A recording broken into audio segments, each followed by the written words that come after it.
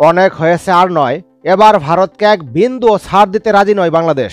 দেখুন, Bangladesh border guard বিজিবির মহাপরিচালক মেজর জেনারেল মোহাম্মদ আশরাফুজ্জামান সিদ্দিকী, তার মুখ থেকে কিন্তু একটি গর্জন বের হয়েছে। তিনি বলেছেন, ভারতকে কোনো ছাড় দেব না। বিজিবির মহাপরিচালকের মুখ থেকে যখন এমন একটি সাহসী বক্তব্য উঠে আসে, তখন পুরো বিজিবি দলটাই কিন্তু গর্জে ওঠে। দেখুন, ভারতের সাথে যেসব বিষয়ে বাংলাদেশ বঞ্চিত হয়েছে সেসব বিষয়ে কোনো ছাড় দেওয়া হবে না বলে বিজিবির মহাপরিচালক যে হুঁশিয়ারি দিয়েছেন, বিশেষ করে সীমান্ত হত্যার বিষয়ে তিনি যে কঠোর হচ্ছেন, সোচ্চার হচ্ছেন, এটা কিন্তু বাংলাদেশের 18 কোটি মানুষই সাপোর্ট করে। দেখুন, সীমান্তে বাংলাদেশিরা কিভাবে বঞ্চিত হচ্ছে তার একটি জ্বলন্ত দৃষ্টান্ত তুলে ধরছি। দেখুন, বাংলাদেশি সংবাদ মিডিয়ায় প্রচারিত হচ্ছে, সীমান্তে বাংলাদেশিকে কুপিয়ে হত্যা, ভারতীয় সহ 7 জনের বিরুদ্ধে মামলা। মৌলভীবাজারের কুলাউড়া সীমান্তে জমি নিয়ে বিরোধের জেরে এক বাংলাদেশি যুবককে খুন করার অভিযোগ উঠেছে ভারতীয় নাগরিকদের বিরুদ্ধে। দেখুন, নিহত 45 বছর বয়সী আহাদ আলী, তিনি কুলাউড়া এলাকার ইউসুফ আলীর ছেলে। এ ঘটনায় আহাদের স্ত্রী জমিরুন্নেসা, তিনি বাদী হয়ে যেদিন হত্যা করা হয় সেদিন রাতেই কুলাউড়া থানায় একটি মামলা করেন। দেখুন, নিহতের লাশ ময়নাতদন্তের জন্য সিলেট এমএজি উসমানী মেডিকেল মর্গে পাঠানো হয় এবং এ ব্যাপারে মামলার প্রস্তুতিও নেওয়া হয়। এটা নিশ্চিত করেন কুলাউড়া থানার একজন ওসি। দেখুন, সীমান্তের নোম্যান্স ল্যান্ডে কিন্তু অনেকেরই জমি রয়েছে। ওই সব জমিতে তারা কৃষি কাজ করে জীবিকা চালান। উভয় দেশের সীমান্তবাসীরাই তারা নোম্যান্স ল্যান্ডের আশেপাশে যে জায়গা জমি রয়েছে সেগুলোতে কিন্তু চাষাবাদ করেন। দেখুন, 45 বছর বয়সী আহাদ আলী, যিনি কুলাউড়া সীমান্তে বসবাস করতেন, তার শ্বশুরবাড়ি কিন্তু ছিল সীমান্তের ওপারে ভারতে। সমস্যাটা হলো জমি নিয়ে। আহাদ আলীর শ্বশুরবাড়ির লোকজনের সাথে ভারতীয় অংশের অন্যদের সাথে একটি বিরোধ ছিল। সেই বিরোধ কিন্তু বাংলাদেশের এপারে আহাদ আলীকে হত্যা করে তারা কিন্তু তার প্রতিশোধ নিল, অর্থাৎ সুযোগে কিন্তু তারা এক বাংলাদেশিকে মেরে দিল। দেখুন, বাংলাদেশি সংবাদ মাধ্যমে কুলাউড়া সীমান্তে বাংলাদেশিকে কুপিয়ে হত্যা, ভারতীয় সহ 7 জন আসামি, বাংলাদেশিকে সীমান্তে কুপিয়ে হত্যা করার যে খবরটি, এটা কিন্তু পুরো ধামাচাপা দিয়েছে।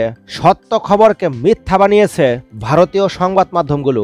তারা বলছে, 0 পয়েন্টে চাষ করতে যাওয়াই কাল বাংলাদেশিদের মারে গুরুতর জখম ত্রিপুরার 2 চাষি। দেখুন, আসল সত্য খবরকে পুরোপুরি ধামাচাপা দিয়ে তারা মিথ্যা খবর প্রচার করেছে।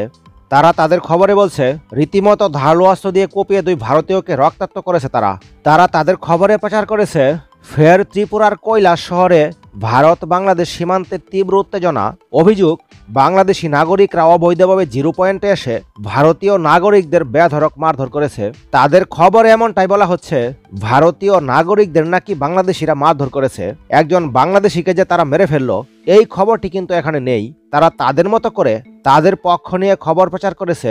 তারা আরও লিখেছে, শুধু মারধরি নয়, রীতিমতো ধারালো অস্ত্র দিয়ে কুপিয়ে 2 ভারতীয়কে রক্তাক্ত করেছে তারা। জখম 2 জন আশঙ্কাজনক অবস্থায় হাসপাতালে চিকিৎসাধীন। অর্থাৎ তাদের খবর দেখলে বোঝার উপায় নেই সীমান্তে বাংলাদেশিকে কিভাবে মারা হচ্ছে, হত্যা করা হচ্ছে। তাদের খবর মতে বাংলাদেশিদেরকে কোনো কিছুই করা হচ্ছে না, শুধু ভারতীয়দেরকেই যেন মারা হচ্ছে। তাদের খবরে কিন্তু উল্টোটা বলা হচ্ছে। এভাবেই কিন্তু সীমান্তে ভারতীয়রা আগ্রাসন চালাচ্ছে, আধিপত্য চালাচ্ছে এবং সীমান্তে কিন্তু বাংলাদেশ বঞ্চিত হচ্ছে।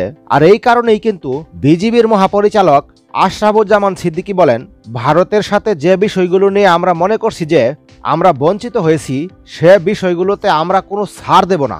দেখুন, এতদিন তো ভারতীয় বিএসএফ এবং বাংলাদেশের বিজিবির মধ্যে পতাকা বৈঠক অনুষ্ঠিত হয়েছে বারবার, কিন্তু এতে করে কোনো সমাধান আসেনি। ভারতীয়রা বারবার পুনরাবৃত্তি ঘটাচ্ছে, বাংলাদেশকে তারা কোনো পাত্তাই দিচ্ছে না। যার ফলে কিন্তু এবার শুধু বিজিবি বিএসএফ এর মধ্যে নয়, এবার কিন্তু বিজিবি এবং বিএসএফ এর যে মহাপরিচালক, তাদের মধ্যে কিন্তু একটি বৈঠক হবে, এমনটাই বলা হচ্ছে।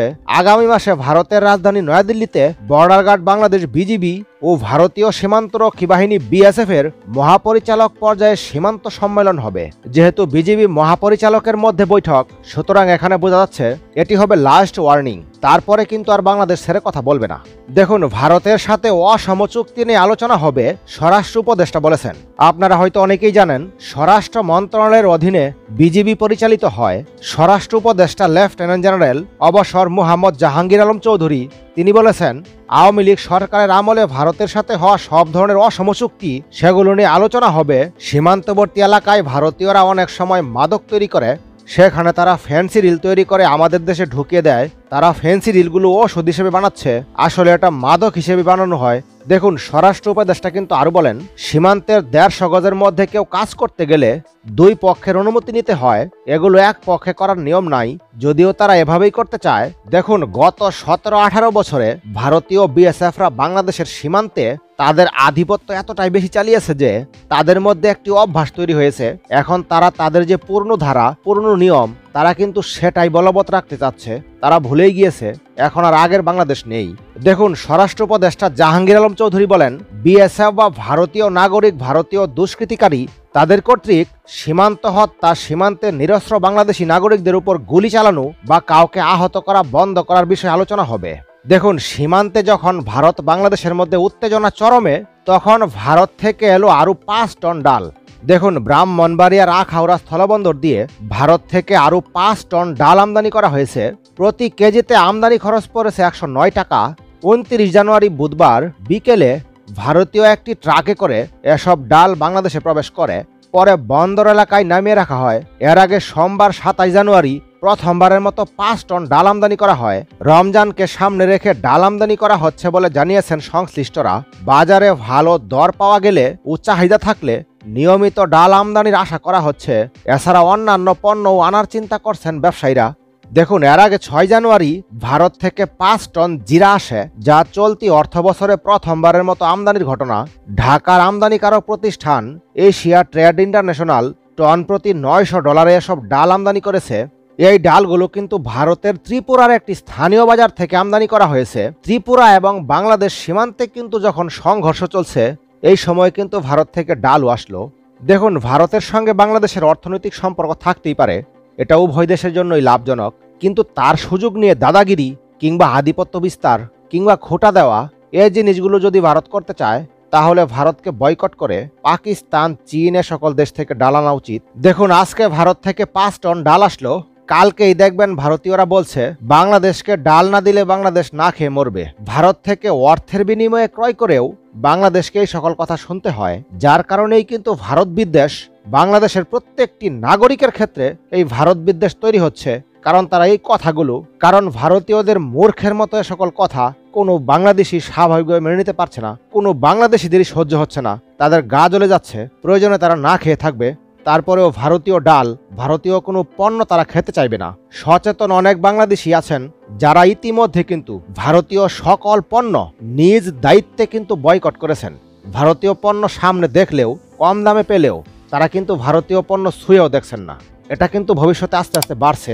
হয়তো খুব শীঘ্রই এমন একটি সময় আসবে যখন ভারতীয় পণ্য বাংলাদেশকে ফ্রিতে দিলেও বাংলাদেশিরা সেটি ব্যবহার করতে চাইবে না।